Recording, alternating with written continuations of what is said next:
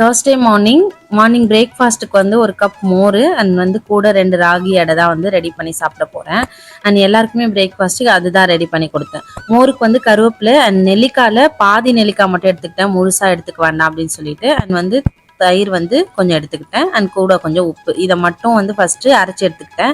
அதுக்கப்புறமா தேவையான தண்ணி ஊற்றி பல்ஸ் மோடில் வச்சு எடுத்தோம்னா சூப்பராக வந்து மோர் ரெடி ஆகிடும். எப்போ மோர் எடுத்துக்கிட்டாலும் இந்த கருவேப்பிலெல்லாம் ஃபில்டர் பண்ணாமல் குடிக்க தான் ட்ரை பண்ணுவேன். பட் இன்னைக்கு வந்து ராகி அடையும் இருக்குது, அதுவுமே நான் வந்து சைட் டிஷ் இல்லாமல் சாப்பிட்றதால கொஞ்சம் அடைக்கிற மாதிரி இருக்குன்னு சொல்லிட்டு இன்னைக்கு வந்து இதை ஃபில்டர் பண்ணி எடுத்துக்கிட்டேன்.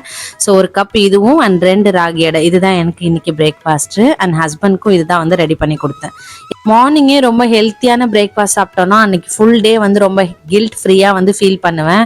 இதுவே எப்பயாச்சும் காஃபி டீ கிரேவிங்ஸ் வந்து ஒரு தடவை குடிச்சிக்கலாமே அப்படின்னு சொல்லி குடிச்சிட்டோன்னா அன்றைக்கி ஃபுல் டேவும் வந்து ரொம்ப கில்ட்டாகவே வந்து ஃபீல் பண்ணுற மாதிரி இருக்கும். உங்களுக்கு எப்படின்னு மறக்காமல் கமெண்ட்டில் சொல்லுங்கள். நாளைக்கு ஷார்ட்ஸில் பார்க்கலாம். பாய்.